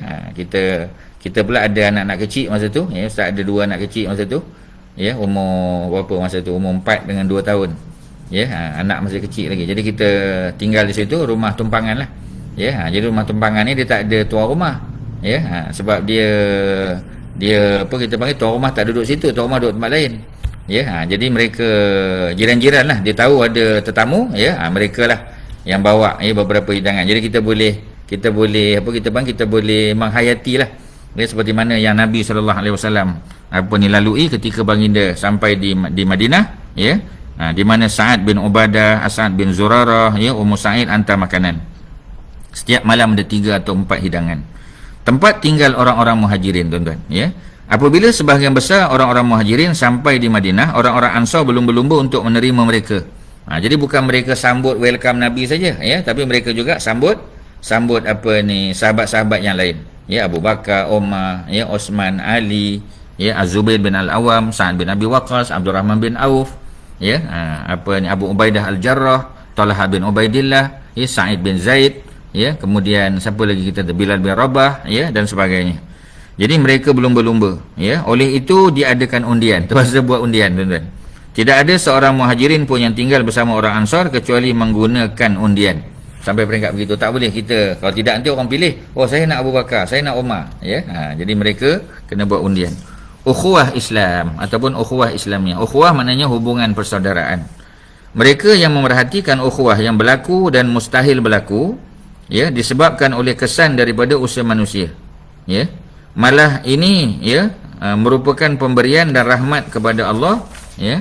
Mereka akan dapat memahami bagaimana umat Islam ketika itu mampu mengalahkan musuh yang terdiri daripada orang-orang musyrikin ahli kitab, ya, musyrikin di Mekah, ya, menyembah berhala. Di Madinah juga ada golongan musyrikin penyembah berhala, ada, ya, dan sebahagian daripada mereka ini menjadi munafik, ya, sebahagian lagi di kalangan orang-orang ahli kitab, ya, people of the book, sedangkan bilangan, ya, dan persediaan mereka adalah sedikit. Jadi maknanya walaupun, ya, mereka ni sebahagiannya bukanlah orang kaya sangat, bukanlah orang senang sangat, ya, tapi macam biasalah, tuan-tuan, ya, dari segi hubungan semua nak bantu, semua nak tolong, semua nak chip in lah. Tak dapat banyak, sikit pun jadilah, ya. Nanti orang kata, ya, kalau terbina masjid, terbina hospital, terbina sesuatu, kita kata alhamdulillah saya pun ada turut menyumbang walaupun sedikit, tuan-tuan, ya, sudahlah, ya. Orang-orang Ansar lebih mengutamakan saudara mereka, yakni isar. Isar maknanya melebihkan orang lain, ya. Jadi maknanya kita lebihkan, ya. Dia panggil altruism, dalam bahasa Inggeris kita panggil altruism, ya. Kita melebihkan orang lain, ya. Kita pun susah tapi ada orang lain lagi susah. Kita tak makan hari ni, kita bagi makanan tu kepada orang lain sebab kita baru malam ni tak makan, ya. Dia sudah 3 malam tak makan, jadi kita dahulukan. Jadi kita panggil al-isar dalam bahasa Arab, ataupun dalam bahasa Inggeris kita panggil altruism, ya. Kita lebihkan orang lain, ya. Itu cerita-cerita nanti tuan-tuan akan tengoklah, ya. Kemudian orang-orang Ansar, ya, mereka ini memanglah, ya, Allah Subhanahu Wa Taala sebut dalam suratul Hasyr, ya. Dalam suratul Hasyr ada istilah wa yusiruna ala anfusihim walau kana bihim khasasah, ya, suratul Hasyr ayat 9. Auzubillahi minasyaitonir rajim, wallazina tabawwa'ud dara wal iman min qablihim yuhibbuna man hajara ilaihim wala yajiduna fi sudurihim hajatan mimma utu wa yu'siruna ala anfusihim walau kana bihim khassasah, ya. Jadi Allah bagi tahu wallazina tabawwa'u, dan orang-orang yang tabawwa'u ad-dar, orang-orang yang mendiami, yang tinggal di satu tempat di Madinah lah, ya. Dan wal iman, ya, dan telah masuk iman dalam hati mereka, ya, min qablihim, sebelum kedatangan orang-orang Mekah. Jadi sebelum kedatangan Nabi dan para sahabat secara beramai-ramai, ya, berhijrah, mereka sudah lebih dahulu, ya, beriman dan mereka tinggal di Madinah tu, ya. Yuhibbuna man hajara ilaihim, mereka sangat suka, sangat sayang kepada orang-orang yang berhijrah kepada mereka di kalangan muhajirin lah, ya. Wala yajiduna fi sudurihim hajatan, dan tidak ada dalam hati mereka ini, dalam dada-dada mereka hajatan, ya, kemahuan, keinginan, mimma utu, ya, apa yang mereka kita panggil, ya, apa yang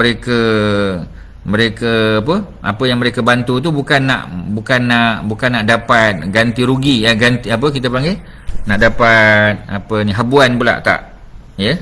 Jadi tidak ada dalam hati mereka sesuatu hajat daripada apa yang telah diberikan kepada orang-orang muhajirin. Maknanya mereka tolong saja, bukan nak minta apa-apa, tuan-tuan, ya. Jadi maknanya ini satu benda yang sukar lah, tuan-tuan, ya. Kita biasa kalau bagi sesuatu ada hajat, Ya, kita bagi sesuatu, kita tolong sesuatu, kita ada hajat, kita nak minta dia buat sesuatu kan. Ya, tapi di sini tak.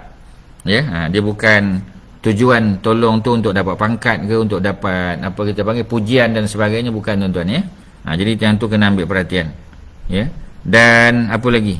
Wa yusiruna ala anfusihim, dan mereka mengutamakan orang lain, mengutamakan saudara-saudara di kalangan muhajirin ala anfusihim ya, berbanding dengan diri mereka sendiri, walau kana bihim khassasah, walaupun mereka ini khassasah, walaupun mereka ini sangat-sangat berhajat kepada perkara tadi ya. Ni ada cerita apa ni, Ummu Salamah ya, Ummu Sulaim ya, bukan Ummu Salamah, itu isteri Nabi. Ummu Sulaim ya, mak kepada Anas bin Malik, dan suaminya ya, suami barunya yakni Talhah, Abu Talhah ya, Abu Talhah ataupun dikenali sebagai apa, sebagai apa ni, Zaid bin Sahal ya. Kalau tadi Khalid bin Zaid, ni Zaid bin Sahal.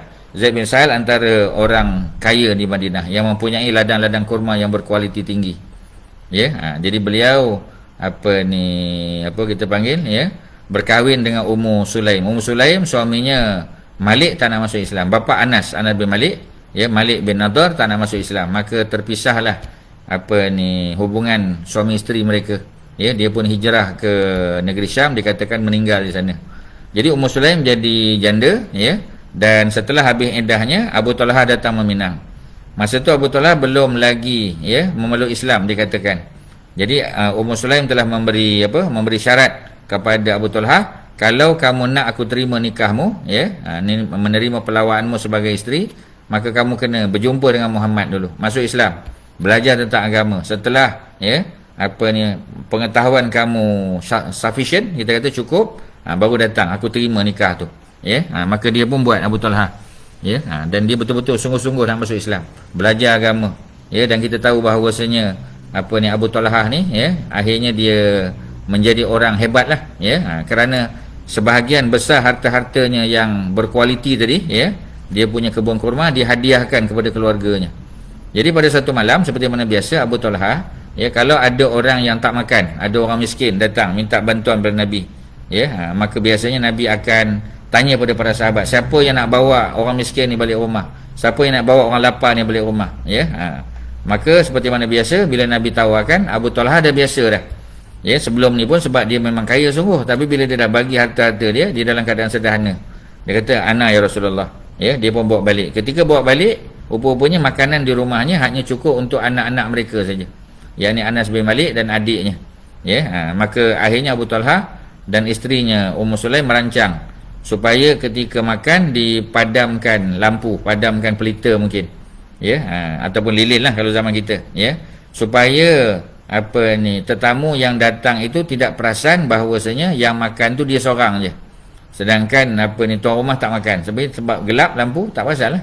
Dan selepas selesai baliklah, dan mereka satu keluarga tidur dalam keadaan lapar pada malam tersebut ya. Cerita ini sampai kepada Nabi, dan Nabi telah panggil Abu Talhah dan puji ya beliau ya. Kerana apa tuan-tuan? Kerana beliau telah menunjukkan satu sikap yang sangat mulia, sikap altruism, yakni dipanggil al-isar, melebihkan orang lain daripada diri sendiri. Walau kana bihim khassasah, walaupun mereka sangat berhajat kepada makanan tersebut ya. Anak dia pun tak makan, ditidurkannya tuan-tuan. Wa man yuqashuha nafsihi, barang sesiapa yang dijaga, dipelihara ya, daripada syuha nafsihi, daripada sifat bakhil dia. Jadi syuh ni atas pada bukhul lagi. Kita minta doa, Allahumma inni a'udzubika minal bukhli ya, minal ajzi wal bukhul ya, daripada sifat lemah dan juga sifat bakhil. Jadi bakhil tu ya, boleh tahan lagi tuan-tuan. Bakhil ni kepada orang lain, tapi dia tak bakhil pada diri dia sendiri. Dia pergi kedai makan, dia makan semua benda tuan-tuan ya, tapi dia tak peduli orang lain, bakhil, tak nak belanja orang. Tapi kalau syuh ni tuan-tuan, bukan sekadar dia tak belanja orang, bakhil kepada orang lain, kepada diri sendiri pun dia bakhil. Ini bakhil kuasa berapa tak tahu tuan-tuan ya. Nak bagi tahu bahawasanya dia panggil syuh ya. Jadi orang yang, kalau orang bakhil, kalau orang yang memiliki sifat bukhul, kita panggil bakhil. Tapi kalau orang yang memiliki sifat syuh, dia panggil syahih ya. Seperti mana hadis ya, yang disebut oleh Hind ya. Jadi oleh Hind binti Utbah, isteri kepada Abu Sufyan, ketika mana dia datang jumpa Nabi, dia dalam keadaan menutup wajahnya, pakai, kalau kita sekarang pakai face mask lah ya. Dia menyamar lah sebab dia segan dengan Nabi ya. Sebab apa ni, beliau ni ada kena-mengena dengan Nabi, ya. Sebab anak tiri dia, yakni anak pada Abu Sufyan, ya, yakni siapa, Ramlah binti Abu Sufyan ataupun dikenali sebagai Ummah Habibah, ya, berkahwin dengan Nabi.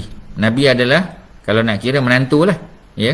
Jadi oleh kerana itu dia segan, dan dia kata suami saya, ya, suami saya, dia sebut nama Abu Sufyan. Orang tahulah tuan-tuan, tersebut nama, ya, suami saya Abu Sufyan, orang yang syahih, kerana syahihan, beliau adalah seorang syahih, tak bagi cukup belanja, ya. Jadi macam mana, dia pun tanya, boleh tak saya ambil duit dia, ya. Maknanya tanpa pengetahuan dia, sekadar untuk mencukupkan keperluan keluarga. Katalah apa ni, yang dibagi bulanan oleh suaminya tak cukup, ya, dia perlu lebih lagi kerana anak dah besar, perlu untuk perbelanjaan apa, college ke universiti dan sebagainya, maka boleh tak dia ambil lebih? Nabi kata khuzi, ya, ma yakfiki wa waladaki, ya. Khuzi, ambillah ma yakfiki, apa yang mencukupkan keperluan kamu, ya. Ma yakfiki wa, ya, wa waladaki, ya, dan juga apa ni, anak kamu. Jadi maknanya kalau tak cukup boleh ambil tanpa izin, ya. Tetapi macam tadilah, ya, jangan sampai berlebih-lebihan dan tidaklah kita kata sampai boros, ya. Dan sudah tentu dia ambil itu atas keperluan, ya, atas keperluan. Maknanya bukan saja-saja nak ambil, ya, mentang-mentang dah dapat peluang nak ambil, tak, tetapi kerana memang ada keperluan, tuan-tuan. Ya, itu yang dilakukan. Itu yang disebut, dicadangkan oleh Nabi kepada Hind, ya, ataupun Hindun lah, kita duk panggil Hindun, ya, isteri Abu Sufyan, anak kepada Utbah, Hind binti Utbah ataupun bintu Utbah.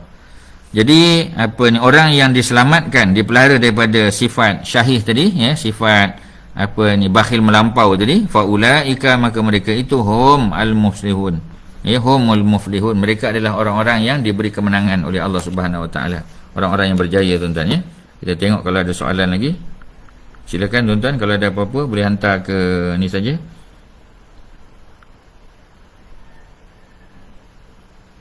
Pada usia 16 tahun, tapi bukannya ada hadis yang baginda pernah biarkan Aisyah bermain dengan toys, ya, atau hadis itu tak sahih? Hadisnya sahih, ya. Cerita hadis, ya, Aisyah berkahwin dengan Nabi pada usia 6 tahun memang ada dalam Sahih Bukhari, ya. Tetapi macam biasalah, ya, kita kena tengok semua latar belakang, jangan tengok pada sanad hadis saja. Sanad tu periwayat, ya, dia punya perawi, tapi kena tengok juga pada matan hadis, ya. Dah kena tengok siapa riwayat. Yang riwayat ialah Hisham bin Urwah, ya. Siapa dia Hisham bin Urwah? Hisham bin Urwah adalah anak Urwah bin Az-Zubair.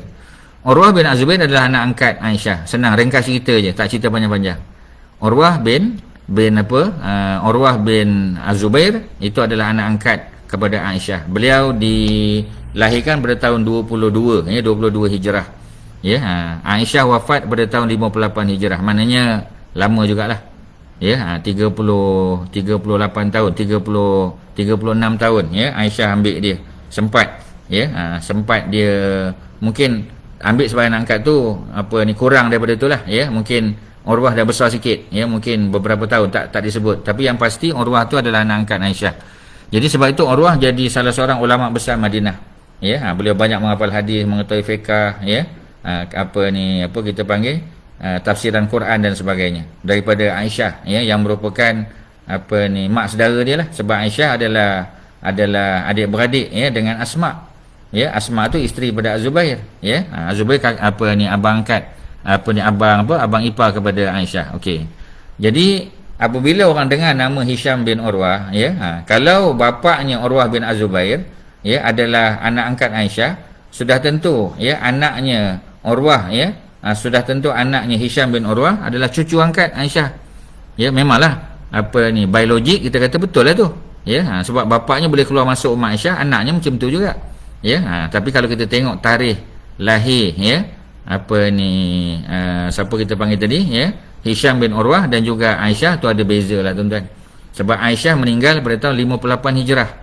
Aisyah meninggal 58, tuan-tuan kena catat, ya. Manakala Hisham bin Urwah lahir tahun 61, ya. Maknanya ketika Hisham lahir, Aisyah sudah meninggal, dia tak jumpa pun Aisyah, ya. Jadi maknanya kalau ada hadis yang diriwayatkan, itu diriwayat daripada bapaknya, daripada Urwah, ataupun daripada neneknya, ya, yakni siapa, ya, yakni Asma, ya. Jadi Kalau nak riwayat daripada datuknya tak boleh lah. Ya, mungkin kita kata tak kena lah. Ya, sebab datuknya Az-Zubair sudah syahid dalam peperangan apa kita panggil, ya, dalam peperangan apa ni, Jamal, ya. Dalam peperangan Jamal. Peperangan Jamal itu berlaku pada zaman Saidina Ali. Pada tahun yang ke-30 berapa tu, ya? Tahun yang ke-36. Ya, pada tahun bukan tahun 36, ya, tahun berapa tu? Peperangan Jamal berlaku pada zaman Saidina Ali, betul, ya. Sekitar tahun 36 lah. Ya, kita kata 36. Sebab Ali naik sebagai khalifah tahun 35. Ya, tahun 35 sampai 40 dia kena bunuh. Tahun 36, ya, adalah tahun tahun setahun selepas Ali jadi khalifah. Berlaku peperangan Jamal, kita tahu. Aisyah datang, ya. Unta Aisyah dipotong kakinya, dia jatuh dan Sayyidina Ali hormat dia, ambil unta lain bawa balik, iringi dia sampai ke Madinah. Ya, tetapi Sayyidina Az-Zubair dan juga Talha bin Ubaidillah syahid dalam peperangan tersebut. Ya, meninggal. Ya, tahun 36. Pada masa tu, ya, sudah tentulah Hisham bin Urwah belum lahir sebab Hisham bin Urwah lahir pada tahun 61, ya, dengan Aisyah pun dia tak jumpa. Ini kan pula dengan Az-Zubair bin Al-Awwam. Ya, complicated lah sikit tuan-tuan, tapi tuan-tuan kena salin supaya dia clear lah. Jadi Hisham bin Urwah yang meriwayatkan hadis, ya, bahawasanya Nabi kahwin dengan Aisyah umur berapa? Umur 6 tahun. Ya, hadis ni ada dalam Sahih Bukhari. Tapi para ulama bincang panjang tuan-tuan. Tuan-tuan boleh masuk website Darul Kausar, ya, yang dipimpin oleh Maulana Asri. Ya, Maulana Asri ni tokoh ulama kita, ya, daripada Kelantan, ya, yang mengasaskan Darul Kausar. Ya, ustaz-ustaz kita yang graduate daripada Jordan, daripada Mesir pun pergi mengaji dengan dia tuan-tuan. Ya, alhamdulillah kita pun ada peluang mengaji dia. Setiap kali dia datang ke Kuala Lumpur ni, ya, ke Lembah Kelang, kita ada peluang. Ya, bukanlah selalu kan, tapi selalulah. Ya, tengok di YouTube tu selalu. Ya, tengok di media sosial tu selalu. Ya, tapi kalau program-program khusus, ya, talaki, alhamdulillah, ya, sekali-sekali kita hadir juga untuk dengar, ya, di Lembah Kelang ni. Jadi Maulana Asri graduate daripada Pakistan, ya, menguasai bahasa Urdu, bahasa Arab tak payah tanyalah. Dan dia banyak mensyarahkan Sahih Bukhari, Sahih Muslim, ya, Sunan At-Tirmizi dan sebagainya tuan-tuan. Ya, jadi beliau telah menghasilkan terjemahan, ya, kepada perbincangan para ulama India, ya, tentang isu tadi, ya, isu Hisham bin Urwah meriwayatkan hadis Nabi kahwin umur dengan Aisyah umur 6 tahun. Ya, jadi perbincangan mereka ialah tentang Hisham bin Urwah. Kerana memang beliau ni alim juga tuan-tuan. Ya, tetapi yang peliknya beliau meriwayatkan hadis Aisyah berkahwin, ya, dengan Nabi usia 6 tahun ni semasa dia hijrah ke Iraq. Semasa beliau berada di Mekah, ya, di Madinah, beliau tak pernah riwayat hadis ni. Ya, beliau hanya riwayat hadis ni ketika hijrah ke Iraq. Sebab apa? Sebab semua perawi-perawi hadis beliau itu bukan orang Mekah, tapi orang Iraq, Iraqiyin tuan-tuan. Ya, orang Iraq. Jadi bukan orang Madinah. Jadi maknanya confirm bahawasanya diriwayatkan hadis ni ketika dia sudah berada di Iraq. Dan para ulama menyebut antaranya ialah Al-Imam Az-Zahabi, ini dalam Syiar A'lamin Nubala, ya, ini kitab besar tentang tokoh-tokoh. Tadi Ustaz tunjuk satu kitab tadi, ya. Al-Isabah fi Tamyiz Sahabah, ini oleh Ibnu Hajar Al-Asqalani. Ni cerita akademik sikit tuan-tuan, ya, tapi oleh kerana Puan Syimah kita tanya, Ustaz jawablah, ya. Tapi kalau nak didiskusikan lebih lanjut lebih baguslah, ya, tapi bukan di ujung-ujung sini, mungkin agak kelang kabut sikit. Nanti kalau ada peluang kita cerita dengan lebih dalam lah, ya. Jadi kalau kita cerita tentang Hisham bin Urwah tadi, ya, dia meriwayatkan hadis ketika usianya sudah 70 tahun dan dikatakan, ya, sudah ada beliau sudah terkena ikhtilat. Ya, ikhtilat ni dia beza dengan taghayyur. Ni bab cerita technicalities perawi hadis. Orang yang, ya, sudah ada macam kita kata ada lupa-lupa sikit, ya, itu kita panggil taghayyur. Tapi kalau dia tersilap, ya, dia dianggap sudah sampai ke peringkat, kalau bahasa kita nyanyuk lah tuan-tuan, itu dipanggil ikhtilat. Ya, sebahagian para ulama menyebut beliau terkena ikhtilat. Ya, sebab itu hadis yang diriwayatkan selepas usianya 70 tahun. Ya, hadis-hadis itu mesti dinilai semula. Tetapi hadis yang diriwayatkan lebih awal tak ada masalah. Beliau seorang siqah tuan-tuan. Ya, dan isu ikhtilat ni bukan berlaku kepada Hisham bin Urwah juga, ya, sahaja. Tapi berlaku juga kepada imam kita panggil, ya, Al-Hakim An-Naisaburi, ya, pengarang kitab Mustadrak Al-Hakim. Ya, sebab tu sebahagian para ulama menganggap kitab ni walaupun pakai metodologi Sahih Bukhari dan Muslim, ya, sebahagian sebahagian hadis-hadisnya perlu dinilai semula. Kalau diriwayatkan sebelum Imam Al-Hakim An-Naisaburi, ya, kena ikhtilat, kita terima. Tapi selepas dia kena ikhtilat, ya, maka hadis-hadis tu kena ditolak lah tuan-tuan, tawakuf dulu. Melainkan kalau ia seiring dengan hadis-hadis lain, ya, yang menyokong dia ataupun yang selari dengan dia tuan-tuan. Ya, jadi cerita Hisham ni pasal riwayat hadis tu di sana. Sebab tu perbincangan selalu Ustaz sebut tuan-tuan, ya. Kita nak tanya umur orang, kita kena tanya dengan keluarga dia.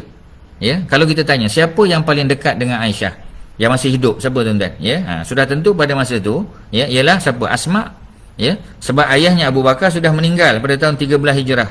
Ya, Abdul Rahman, ya, Abdul Rahman bin Abu Bakar sudah meninggal. Ya, kemudian Abdullah bin Abu Bakar sudah meninggal. Maknya juga sudah meninggal. Siapa yang lebih layak untuk kita tanya soalan ni tuan-tuan, ya? Sudah tentu kakaknya Asma' binti Abu Bakar. Asma' meninggal tahun 73 Hijrah. Maknanya dia meninggal, ya, selepas daripada Aisyah. Aisyah 58 60, ya, 15 tahun selepas daripada Aisyah meninggal, barulah Asma' binti Abu Bakar meninggal. Orang tanya pada Asma' kerana Asma' terlibat dalam hijrah, peristiwa hijrah. Asma' yang hantar makanan kepada Nabi dan Abu Bakar yang berada di kita panggil, ya, di Gua Saur, ya, Gua Saur tu. Jadi bila dia hantar, dia dalam keadaan syarat mengandung, semua orang tahu. Ketika sampai di Quba, dia melahirkan anak. Anak tu ialah Abdullah bin Az-Zubair, bukan Urwah bin Az-Zubair. Abdullah bin Az-Zubair lahir tahun 1 Hijrah, ya. Sedangkan Urwah lahir pada tahun 22 Hijrah. Jauh beza tuan-tuan. Ya, 22 tahun tu. Ya, jadi jangan keliru di situ. Tuan-tuan, ya, ini persoalan yang berkait dengan rijal hadis. Ya, dengan tarikh ar-ruwat, ya, tokoh-tokoh sejarah, ya, para ulama hadis. Ni teknikal tuan-tuan. Tapi sebab tanya Ustaz ceritalah sikit, harap-harap tuan-tuan boleh dapat faham lah, ya. Cuma ceritanya tadi ialah kisah Asma'. Bila orang tanya, Asma' ketika hijrah berapa usia kamu? Dia kata aku 27 tahun. Ya, 27 tahun. Ni tuan-tuan boleh tengok dalam banyak perbincangan lah, ya. Kalau tak salahnya antaranya dalam Al-Bidayah wa Nihayah Ibnu Katsir. Ya, jadi orang pun tanya, kamu dengan Aisyah berapa beza umur? Ya, dia kata aku dengan Aisyah, ya, Aisyah muda 10 tahun. Aku dengan Aisyah 10 tahun muda. Dah tentulah Aisyah tu adik, ya, takkan 10 tahun lebih tua. Ya, sebab Asma' tu kakak, Aisyah tu adik, walaupun mak lain-lain. Aisyah maknya Ummu Ruman, sedangkan Asma' maknya adalah Qutailah. Ya, jadi lain. Qutailah tak masuk Islam. Ummu Ruman masuk Islam. Ya, tapi Asma' dengan Aisyah dua-dua masuk Islam. Jadi ketika hijrah, berapa umur Asma'? 27. Berapa umur Aisyah? Umur Aisyah sudah tentulah 17 tahun.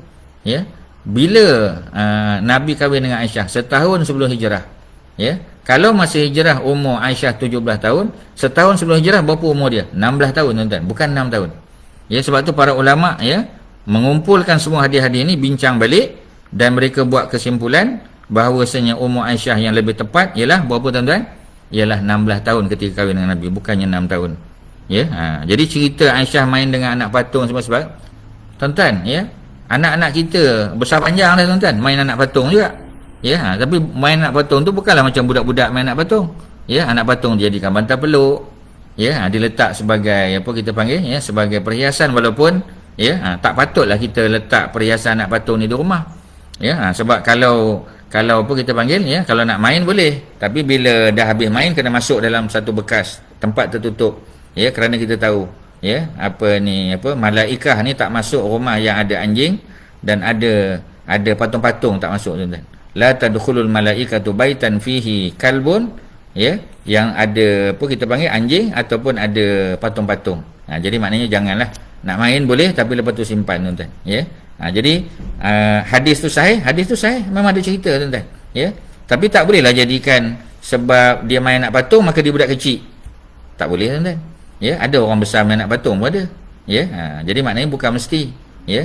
Dan cerita Asma' yang kata aku umur 27, Aisyah 10 tahun lebih muda daripada aku, ya, itu sebagai satu sandaran, kerana yang riwayat hadis tu adalah Asma' sendiri.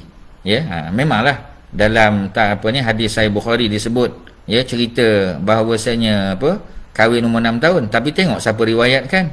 Yang riwayatkan tu ialah Hisham bin Urwah. Ketika bila dia riwayatkan? Ketika dia berada di Iraq. Mana tahu semua perawi hadisnya adalah orang Iraq, bukan orang Madinah, tuan-tuan. Ya, itu bukti. Dan ketika dia berumur 70 tahun dan ke atas, ya, dikatakan beliau telah dihinggapi satu situasi keadaan yang kita panggil sebagai ikhtilat. Maknanya dia punya riwayat hadis-hadis itu dah bercelaru dah, tuan-tuan. Ya, dan ini bukan satu perkara yang mengaibkan, kerana bukan beliau seorang, ada beberapa orang lagi, ya, para ulama yang sampai satu tahap umur mereka kena ikhtilat, bukan sekadar taghayyur tapi ikhtilat. Ya, antaranya Ustaz dah sebut tadi Al-Hakim An-Naisaburi, ni tokoh hebat, tuan-tuan. Ya, yang datang daripada bandar yang sama dengan Al-Imam Muslim bin Hajjaj An-Naisaburi juga. Panjang ni ceritanya, teknikal, tuan-tuan. Okey, ya. Ada soalan lain kalau ada, ya.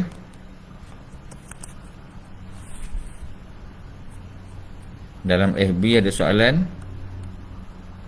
Ya, tak nampak soalan, tuan-tuan. Ya. Dalam komen tak nampak, tuan-tuan, ya. Apa soalan ni, kalau boleh di apa? Mesej saja, tuan-tuan. Mesej pada ustaz, ya. Apa soalan dia?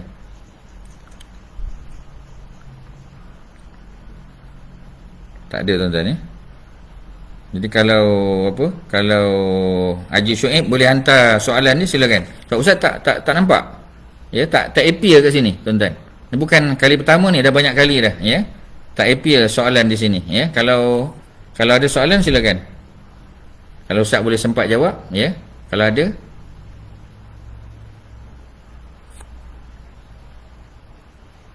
Ya, okey. Ustaz tunggu, ya, daripada benarkah syair pada page 115, ya, didendangkan pada ketika Rasulullah tiba di Madinah. Memang ada isu lah, tuan-tuan, perbincangan. Ya, ini seronok kita mengajar orang pandai ni, tuan-tuan. Ya, kita mengajar orang yang expose kepada pengajian ustaz-ustaz lain.